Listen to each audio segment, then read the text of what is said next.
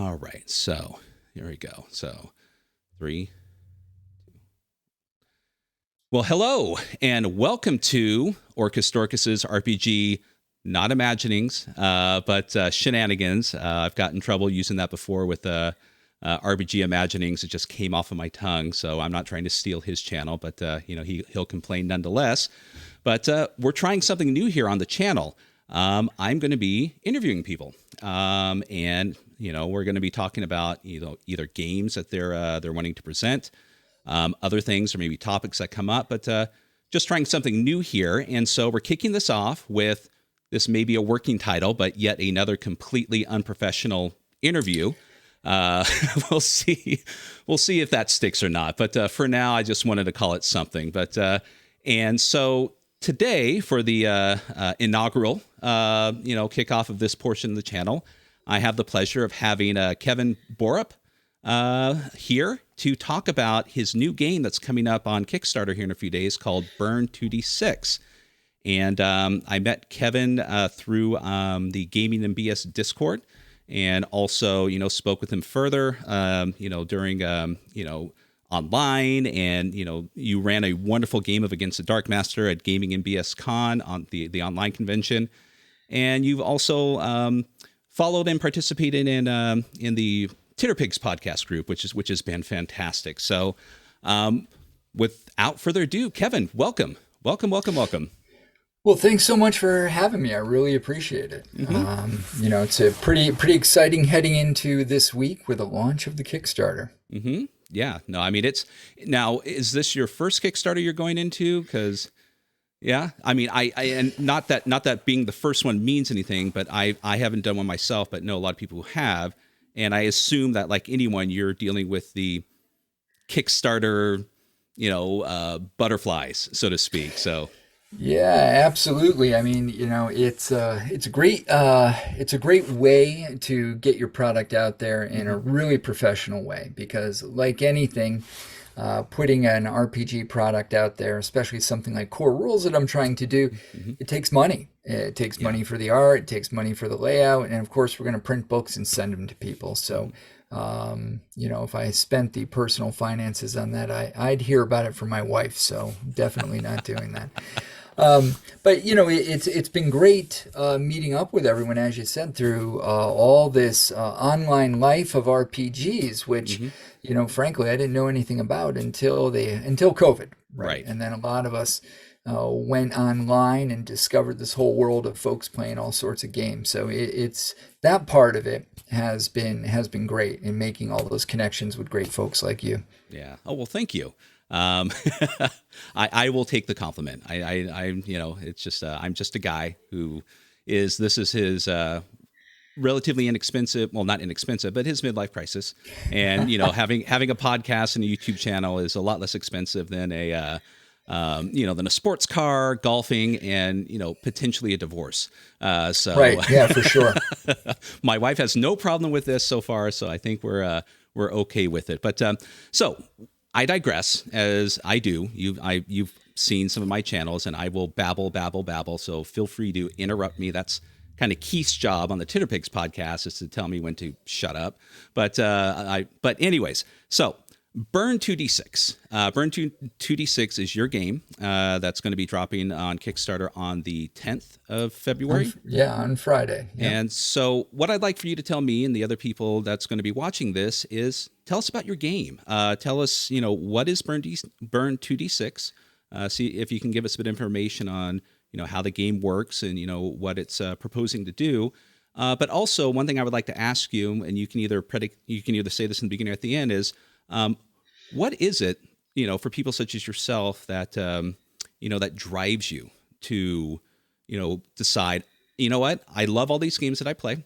These are wonderful, but I've got an idea that I think may work better for a situation, and just kind of, give us an idea of, what that's like. Because I haven't had that kind of initiative to do something such as that. And I applaud you and anyone else out there who does, go about doing that, because it's wonderful to know that even today there's still innovation going on, and there's still new games to be played, not just, a rehash of something old, but there's new ways to tackle RPGs and enjoy them. So let's begin. Yeah, thanks. I'll probably handle it kind of in the reverse. Sure. I think that, a little bit of, kind of the influences of how I got here is helpful.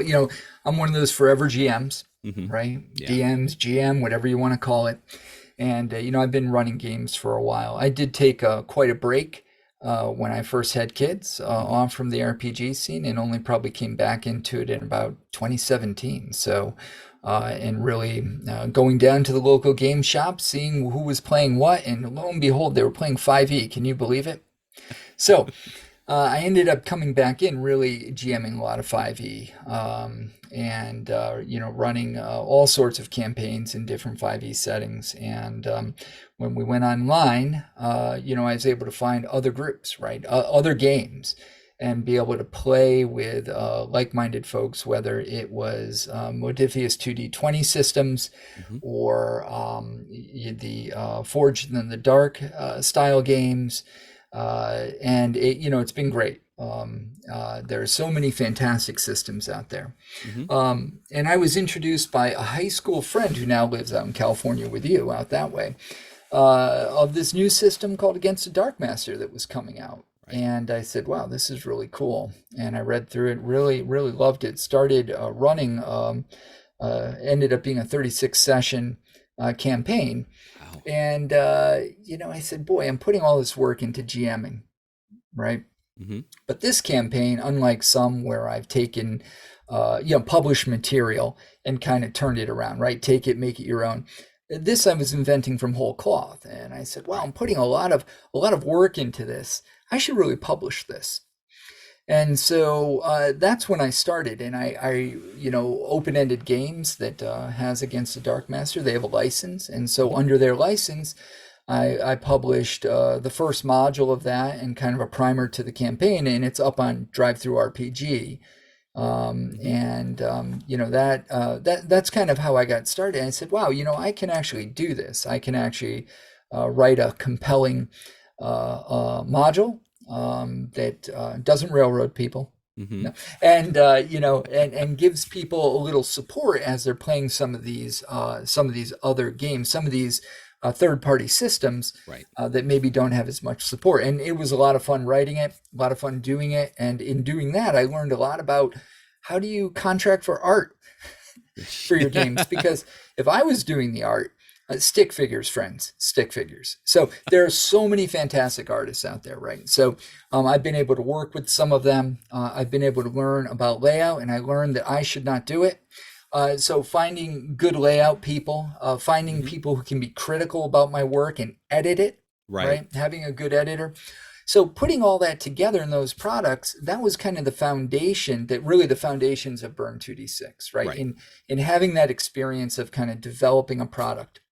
And then we're playing my gaming group. I've got a couple of different gaming groups, but I was in one of the gaming groups, and every once in a while we sit down and we talk rules, right? We sit there after a session and probably stay up way too late, past midnight or something, chatting about rules. And someone made kind of an innocuous comment about, boy, I bet this game would be a lot better. And I don't know if they truly believe it, a lot better if we could cannibalize our stats. And I said, well, what do you mean? Well, what if I could take my stat and, essentially lower it or something in exchange for a bonus on a roll or exchange for something? I said, yeah, well, there are different systems that kind of attempt that, but I thought about it, and kind of this was back in, I think, late summer of 22. And then that weekend I said, well, wait a minute, you know what? I have a great idea for a quick set of rules. Could be a pamphlet. I actually fitted on a business card, the first set of BURN2d6 rules, and I put it up on itch.io. And I said, you know what? I'm done with it. I just did a business card, rules on the front, character sheet on the back. People can go to sit at their friend's house, drink a beer, whatever, drink a Coke, whatever you're drinking, play the game. Maybe you're going to a con and you're sitting there late in the evening and you just want to mess around with some folks in a rules light system. And I said, oh, great. So in that system that appeared on itch.io did pretty well with downloads, that kind of thing. And it has 4 stats, the same 4 stats that appear in the full core rules. Move, heart, eyes, and soul, and I'll explain what those do. But as the pamphlet was up there, I couldn't leave it alone, right? Right. So I messed with it, and I added adventure seeds that you could roll up. I added different character types that you could take on that suggested the way you could distribute stats. And then I said, well, we could do a different genre because, of course, I made it first for, I don't know why I did this, but for the pulp era. And I said, but people want to play myth and magic. So I said, I'll make a myth and magic kind of system or a set for that. And that was another business card. And then I said, oh, well, you know what? People really like space stuff. So let's do space opera, thinking like Flash Gordon like stuff. Right. All right. And I put that up there. And then I was talking with some friends and they said, hey, yeah, this would be great. But, it'd be great if it was superheroes. And I go, oh, well, now the itch.io pamphlet needs a supplement. So we have a supers supplement up on itch.io too. So all that's up there now. And if folks want an idea of what is this mechanic, I'll explain it in a minute. It's there. It's up on itch.io, BURN2d6. It's pay what you want. A lot of folks pay 0. Yeah. But some actually do pay something. And, and it's done pretty well. And the feedback I've gotten from folks who've play tested that pamphlet system has been really positive. And so as I got thinking about it, I said, well, before I go farther, I'll talk about the mechanics. So it's called BURN2d6, right? It's called BURN2d6 because the core mechanic of the game is burn. So you have these 4 stats. They start out with a minimum of a 4 and a max of a 12. Okay. And the conceit is you roll under, right, to accomplish something. Once you in the mod understand which stat it is, and let's say you wanted to jump across some kind of ravine. Well, that's a move that would take place under your move stat, and now you're jumping across this 30-foot gap. You're a human jumping across a 30-foot gap. Right. How many humans can do that? So a base roll in BURN2d6 is 2d6, right? I mean, but we're going, you're going to jump 30 feet. I think this is probably not just challenging. I think this is difficult and maybe even it's hard. It's not impossible. So we're moving you up not to 2d6, but to 3d6 and 1 more. So if you make a 4d6, if you roll 4d6 and you roll under that stat, and let's say your stat is 6 or 8. Right. So now you have to roll 4d6 and roll under a 6 or an 8. Good luck. The odds are against you, right? So how do you improve your odds? Well, you burn your stat. Okay. So if your move is a 6 and you say, you know what? I'm willing to take some level of chance, but with 4 dice, I'm not going to make it. I want to get it down to a 2d6 roll. So I'm going to take 2 burn to my stat. Right. Okay. So there's a column right next to your stat, and you'll write a 2 in there for burn. That's your total burn against your 6. You remove 2 difficulty dice, and now you're rolling 2d6. You roll 2d6, you roll 1 and a 4. You got lucky. You got a 5. You did the thing. You jumped over that 30-foot gap, and I'm going to ask you, tell me how that looks, right? And the player goes, yeah, I take a running jump. I leap at the end. I don't know. And so that works. Now, once you take burn to a stat, it doesn't diminish the stat. So the next time that you go to do otherwise you're in this death spiral. Right. So this is not a death spiral game. So it doesn't hurt you. So you're just burning against it, and you can keep burning against it until you hit the total. Okay, got it. Okay. And it's not going to diminish any of your rolls. Now, once you equal the total, this is where you pay. Okay. So any stat, if you burn equal to the total of the stat, every single roll for anything you do now has an added D6 of difficulty. It stands for your fatigue, your everything else. So now everything you do is going to be penalized that way. So now you start burning probably things a little bit more. And now you have a second stat that you've now burned equal to that stat value.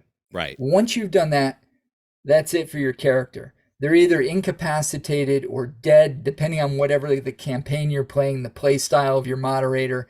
Maybe you're incapacitated, right? Right. If you're playing the supers game, lighthearted, everything, you're probably incapacitated and you're going to need to be revived, go to the hospital, whatever. If you're playing something maybe that I like to play a little more deadly, like space opera, you're probably done for. So, so the move one handles anything involving physicality, right? Where you're jumping, you're running, you're diving, you are driving or piloting. All that's governed by move. Right. When we go down and now we talk about the heart stat, heart, that's your prowess. That's your bravery. That's your intimidation. That's all those things. So if you're making a melee attack, it's heart. If you're trying to intimidate someone, it's heart, right? All of that stuff. When we go to and look at eyes is your intelligence, your ability to observe things, and your skill with ranged attacks. Right. All handled under eyes. And then finally, we have soul. And soul is everything having to do with magic, mystical stuff, the force, I don't know, whatever you have, or or faith. Right. Yeah. So all of those things are handled with soul. And so those are just simple 4 stats. And then each one of the stats can have various bonuses. You have on the character sheet, and this is not changed in the core rules, same as the pamphlet, you have 4 slots. Okay. You only ever have 4 slots. Once you fill your 4 slots, you don't have other active bonuses. So all your bonuses go into those 4 slots. So in most of the settings, there is equipment. The only setting where we use slightly different terminology is supers, where you have powers. And in those settings, your equipment provides all the bonuses. So if you are a wizard type and you have a wand, it's in your equipment, right? You have the wand of lightning, right? It's there. It's going to give a bonus to soul. And so whenever you're trying to produce a magical effect with that wand around lightning, you're going to add the bonus from that wand to the soul. So if you have a soul of 8 and your wand gives you a 2 bonus, you'll be rolling under a 10. Okay.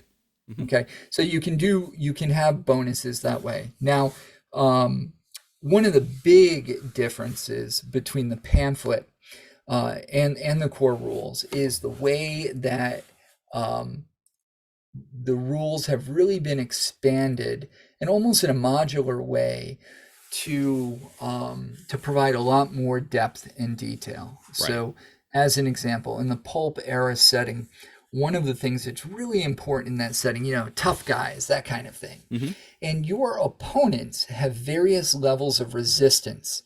And that resistance will be indicated by them actually being able to lower your target number. So if you have an 8 soul and you're going up against, I don't know, a ghost, that ghost may very well, depending on how hardened an enemy it is actually lower your target number. If you're going up against the head of the local group of gangsters and you're trying to intimidate them, you're going to be impacted that way too. So that's kind of a micro rule. Now that rule around taking directly away from stats is only in the pulp era, and it fits really well in the burn mechanic. When we go to space opera, one of the particular modules of rules mechanics are spaceship rules, and how as characters you can take positions on the ship.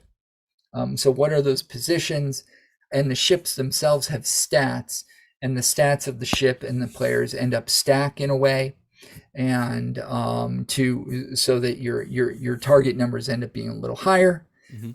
But so it's all integrated still in the burn stat. There's actually no rule within the game that kind of goes outside of that. When we go to myth and magic, it's the same thing. You have equipment everyone uses. In addition to that, you have character kin Mm-hmm. You can pick one of many kin from trolls and elves, dwarves, of course, and serpentine, and a race called whispers, which are nature spirits, Mm-hmm. to gnomes and pixies, that kind of thing. And they all have a boon. And Right. this boon, what the boon does, and it's very specific. So if you are a gnome, you're really good at getting away. Mm-hmm. You're the fastest of the kin. You know, it always bothered me in some of these games where the shorter you are, the slower you are. Yeah. So I made up for it in BURN2d6. The shortest one in the game, the gnome, is the fastest, the speed of a jackrabbit. Yeah.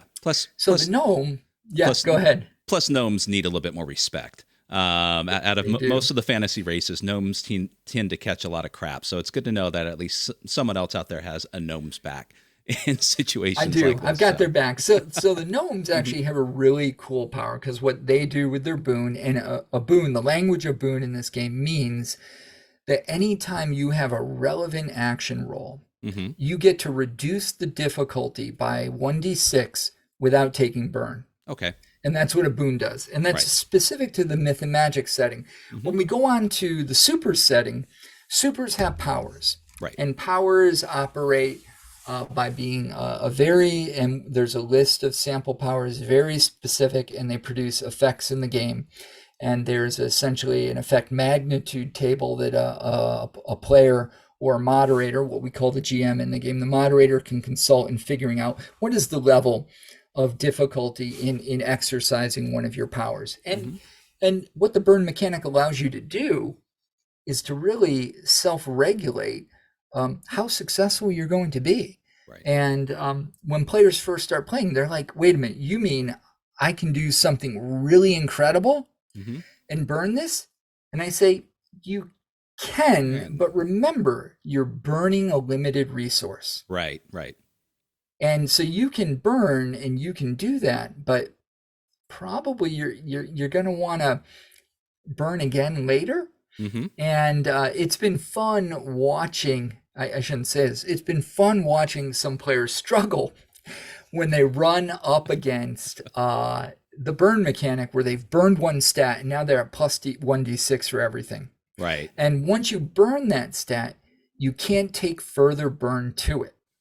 Mm-hmm.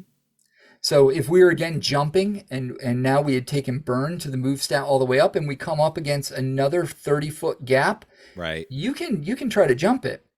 You cannot lower the difficulty of that jump. Oh, so man. Blow on those dice and get ready. All ones. and one of the final mechanics that goes throughout all of it is called surge. And so there is a mechanic. You start the game with one surge, and the surge allows you to lower something by one difficulty, right? Take away a d6. Once you use that surge, it's gone. Mm-hmm. And the way you get surge back in the game is any time that you roll all sixes on dice face up, you get the surge back. So if you're rolling 2d6 and you roll 2 6s, you probably failed your roll, but at least you get surge back. Right. And a lot of players have figured out, wait a minute, if I get it down to 1d6, I have a 1 in 6 chance of getting my surge back. Mm-hmm. Yeah. These players are pretty savvy, so they try to do it all the time to get that surge back. Because not only does a surge allow you to remove a d6 of difficulty, it helps with the element of story. So if you're in the game and you're like, boy, Kevin, I really wish right now there was a rope tied to this wall here so I could swing across the room like Errol Flynn. Mm-hmm. You could spend a surge to say, you know what? I think there's a rope here that connects to the chandelier or a chain, and spend that surge. And I'll go, if it's reasonable, I'll go, yeah, that is reasonable. Take it. Yeah, you've got it. And then you do your move roll to like swing across the thing. So it does help with story elements like that. Right. Interesting. So once you utilize your burns, how do you get those back then? Is there a mechanic for that? Or, I mean,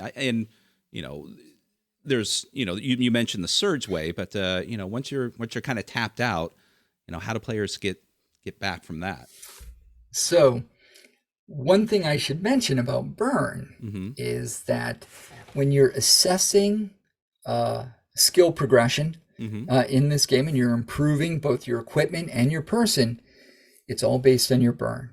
So Okay. at the end of every session or adventure, you count up the burn that you did, you count up the number, you look at, did you actually burn a stat?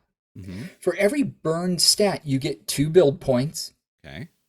And for every 3 points of burn, you get 1 build point. Okay. So at the end of the session, we assess build points, and most players get between 3 and 5 build points in play testing. Mm-hmm. So it's 3 and 5 build points in a game.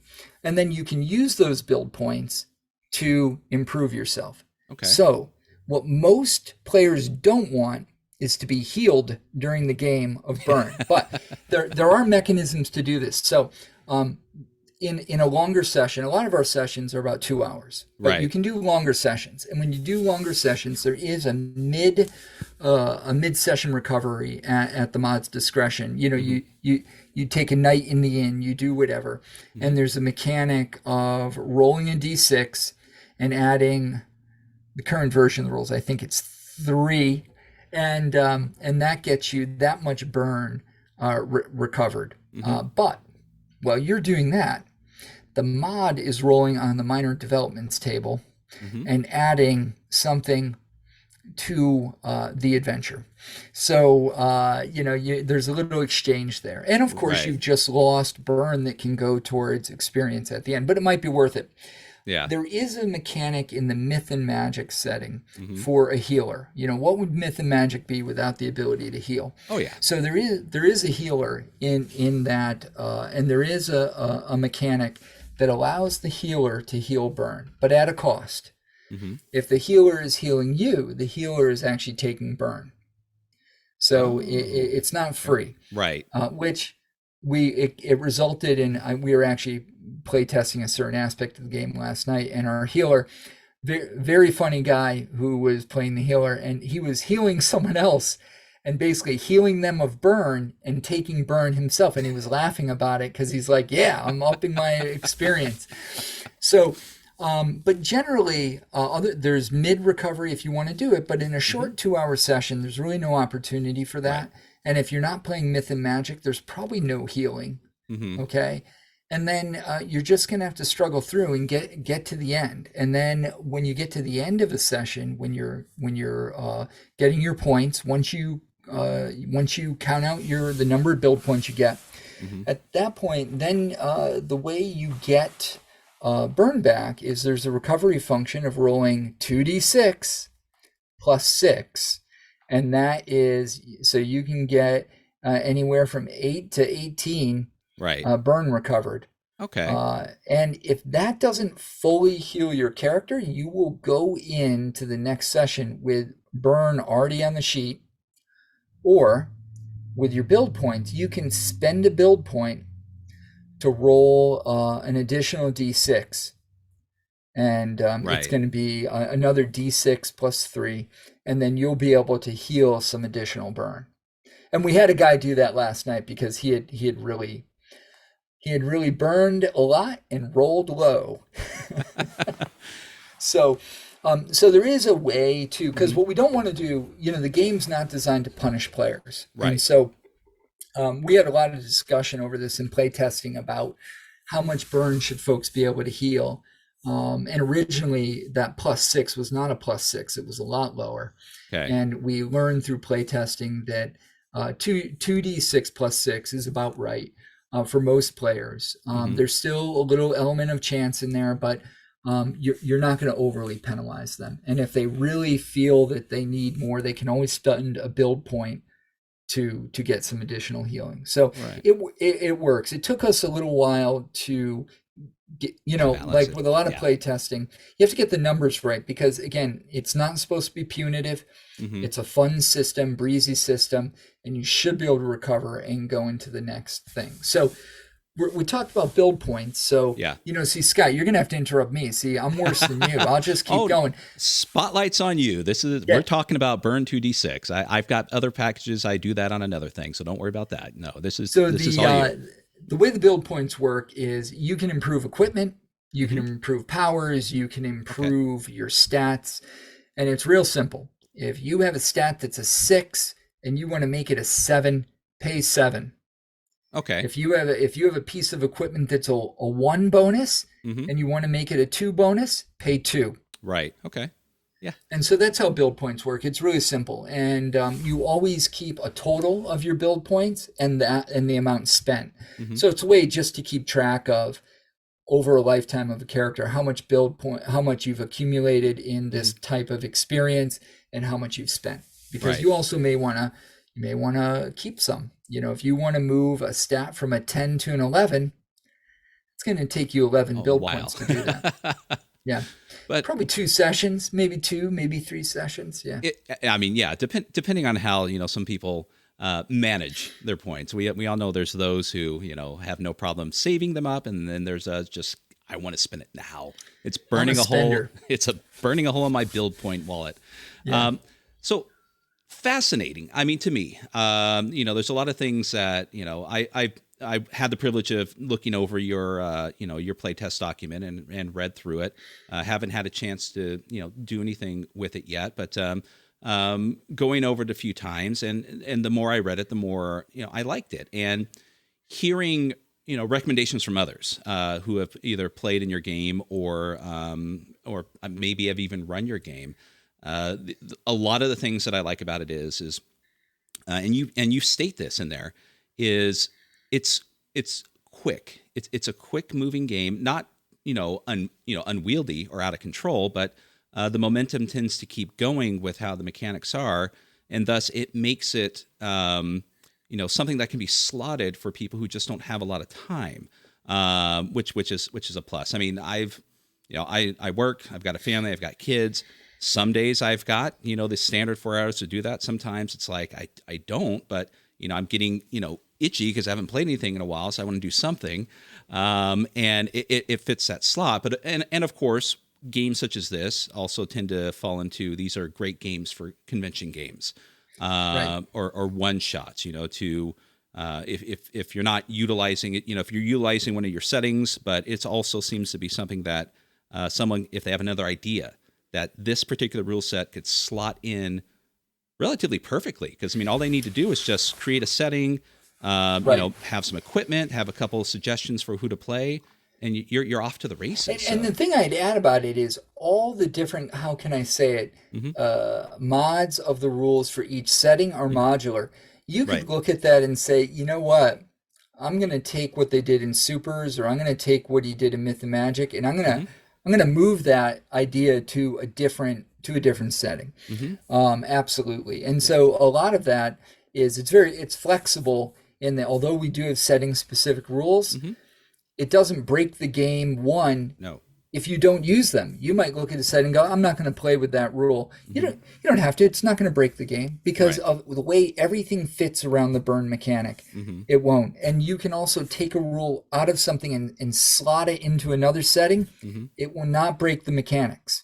Right. They're unbreakable in that way because there's nothing outside of that core mechanic. It's all right there. And so, yeah, you could take it and do it. It starts with these 4 settings we've created, and they're very specific worlds. For Myth and Magic, the Dominion Realms. For the Supers, we got our capital city. For Pulp Era, it's the Dark Harbor City. And then for our space setting, it's really, it's the human expanse, right? I mean, what's going on with very specific, with the space opera setting, we tried to, in building that setting, we tried to be very intentional about the science in it. And, so we created our gobbledygook around a way of traveling instantaneously from point to point. And then we also said, well, there are folks out there who aren't going to want to play with, like, say, space mystics, and they're not going to want to travel point to point, right? Right.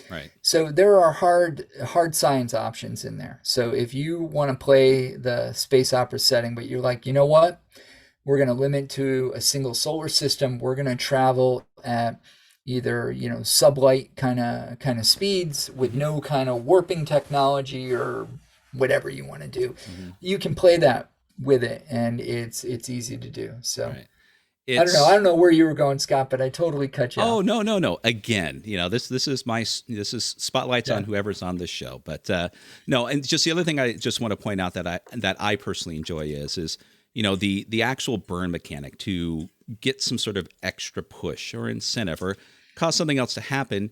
You're right. It does exist in other games, but I think one thing that's missing from that is the incentive to use it, which I like how you've rolled that into the build point scenario, because one of the things that is always a struggle with that, like with luck, spell burn, things such as that, is either people forget about it, which is the players and also the GM's fault. Sometimes it's just like, oh, that's right, you could have made that roll, but you forgot about luck, and so did I. Or things like spell burn, which notoriously done in most DCC games is your magic user will wait till the end and just hopefully use all of that spell burn at the end, or they end up not using it Right. because that's the perception they take with it. But here there's that wonderful balance of, yes, you can use it, but no, you may not have anything at the end, but if you survive, you get rewarded for actually using it and not just sitting on it or Right. forgetting about it. So it's I really like that. I do like that kind of thing in games to kind of, because I mean, let's be honest. It's just rolling a dice and that's your outcome is great. It's fair, but I mean, there are times where you want something special or something different to happen, or Yeah. and we're not necessarily railroading it. We do want our players to succeed, and if there's just something extra in there, like a push or a burn or whatever, or luck, it gives them that one more that little bit of a chance to either succeed with some sort of exception, or exceed through sheer determination, however way Absolutely. they adjudicate it with the roll, and not just go, well, that's my roll, And what shit. I like about it, the way the rules are constructed, if you and I were playing and, I said, Hmm. well, that's, based on what you're trying to do, it's a 3d6 roll. Hmm. You might look at me and go, yeah, I know to succeed, but I want to do more than succeed. Hmm. I'm going to blow this thing out of the water, and this is how I'm going to do it. You might choose to increase the magnitude, and you're going to say, I'm going to do a 46 roll, and this is the effect that I'm trying to get. And I'll Right. go, oh, yeah, okay. And so that kind of agency within the player to say, Hmm. I'm actually going to make it harder. You never gonna hear that in other games. Oh, it's great with a lot of the players taking it and going, yeah, I know that's the base, but here's the effect I want, and I think that's if we increase it by one more die, it's going to do it. And I'll go, yeah, you're right, Right. because they're staring at the same magnitude table that I am, right? And so they're going, yeah, this is going to be a 46 roll, and they do it, and they have some amazing effect. Oh, And so yeah. A it, lot of. it's been fun to watch, Uh-huh. uh, and failure is as fun as success. And so Oh. watching some of the players struggle through failure as they take burn involuntarily, Mm-hmm. especially the look on players' faces the first time they involuntarily have to take burn to a stat is interesting. It's almost shocking because in this game you're mostly doing the burn, then something happens, whether Right. it's another creature or a circumstance, and you take burn. Then you're like, oh wow, and it really drives home that I know for me when I play games, there needs to be an element of risk, right? There Yeah. needs to be something in there where I'm like, I gotta really think, I gotta really work through this, or my character may not survive, Mm-hmm. and that's present in Burn as well. So, Right. Right. No, it's just narrative freedom, which is nice within that. mhm. The dice are kind of just telling you succeeded, but hey, how did you do that? Which is nice. And I'm a fan of both ways. I'm a fan of tables. I love random tables. I love failing in Dungeon Crawl Classics, even though it may be something that is going to end me. But just reading the description on some of these wonderful failures is just as exciting, if not more, than doing the critical hit or the or whatever. So So Well, you yeah, know I'm a fan of critical hit tables, yeah. so there are none in Burn2d6, Oh no. but I understand. Yeah. Yeah. Oh, I can make up. Most people can make up some wonderful blunders given a chance on their own. So they're. It's always nice to have that extra freedom to do that. Anything else you'd like to add about the game? Because in a minute here, I'm going to read to you a wonderful comment by someone who played your game and has some fine things to say about it, as Oh, great. for everyone here to hear. So. Well, I think the final thing I'd say to anyone who happens to watch is, Mm-hmm. hey, this thing comes out February 10th on Kickstarter, Burn2d6, and as an indie creator with my first Kickstarter, I would really appreciate your support. Pledge at whatever level you're comfortable with, the lowest pledge level, where you get something. A reward is at the PDF, which is about $15. Mm-hmm. That will be delivered through Drive-Thru RPG. So, give I promise I won't misuse your money and your ducats in getting this game out. And we're really excited. We got a great team on this. We've got a great artist, Craig Brasco, who's working on this. We've got a great layout guy, Nicola Segaloni. We've got a couple of, now 3 different editors, copy editors and content editors. And man, I see a lot. I'm joking, but I get a lot of red back as we prepare the the final text for layout. Mm-hmm. So we've got a great team, Mm-hmm. and we're really hoping that we can get this funded in the first 24 hours. So Right. get on there, pledge, and become a core supporter. At the core supporter, get your name in the book. Mm-hmm. That's always the nice lure. Be a core supporter, Burn2d6, and we'd love to have you. So that's all. That's my pitch. Excellent. That's No, it's excellent. I mean, you've described the game perfectly. Like I said, I've read through what you gave me, and like all things, you can read it a dozen times, but if someone explains it to you or you play the game, it connected some of the dots to me, and it's just like, oh, okay, this all fits in perfectly. But yeah, so definitely, I'm going to have all the description, all the links to it, or all the links to it in the description here. And so when you're done watching this video, head to the description, click on there, click remind me, to make sure that you're notified when it drops.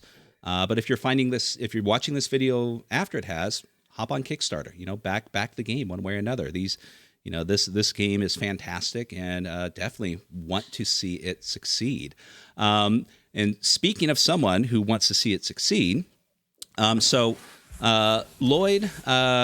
Gahan, who some of you may know, and he's involved in a lot of things, but one thing that he is a game master extraordinaire and has a lot of insightful and very definite opinions on RPGs, and he's played everything for the most part, and he can be critical, he can be brutally honest.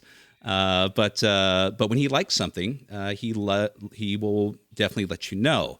And so Lloyd reached out to me after playing your game, and he wanted to get in contact with you and talk to you about it. So after he did so, Lloyd has a few things to say. So if I may, I'm going to read these off. And so here we go.